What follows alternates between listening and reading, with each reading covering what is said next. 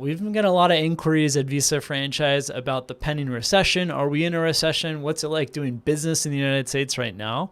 And depending on the industry, you're doing really well, or you might be a little afraid. If I was opening up a small business in the United States right now, I would be especially mindful that the next few months or even the next couple of years might be tough for some specific industries.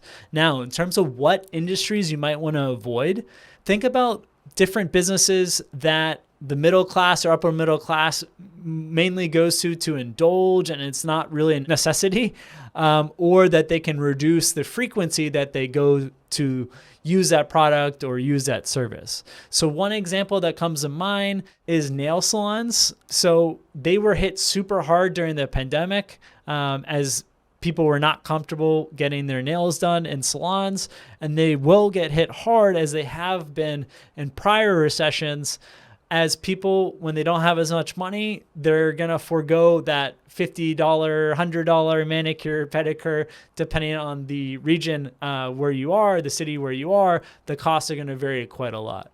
So if you're going for the ultra high end, you're probably fine. But if you're selling to consumers that make $50K, $100K a year, you're probably going to be hit hard if you're looking to operate a nail salon in the next couple of years.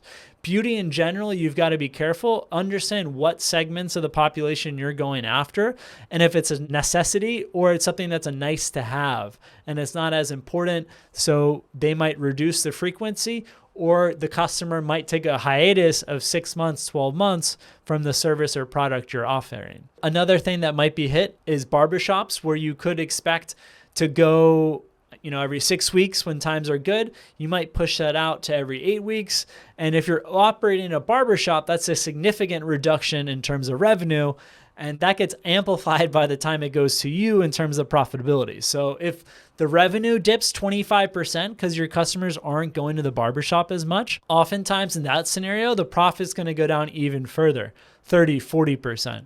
So the beauty industry, you've got to be careful. And when you're having these calls with franchisors, ask how they did financially in 2008, how they did in 2020, how they're currently doing right now as of July 2022. Talk to at least 5 franchisees of the different concepts that you're looking to investigate for your E2 visa business in the United States. For the E2 visa, you could go with buying an existing business.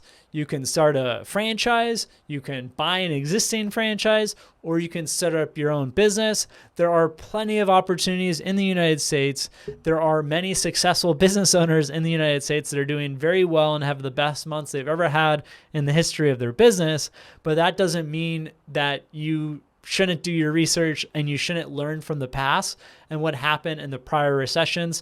In particular, if it's a franchise business, it's nice because you have the historics going back a few economic cycles. I hope you found this video informative. If there's other ideas for information you'd like us to share on small businesses, the E2 visa, other investor visas, let us know. Shoot me an email at patrick@visafranchise.com. Thanks.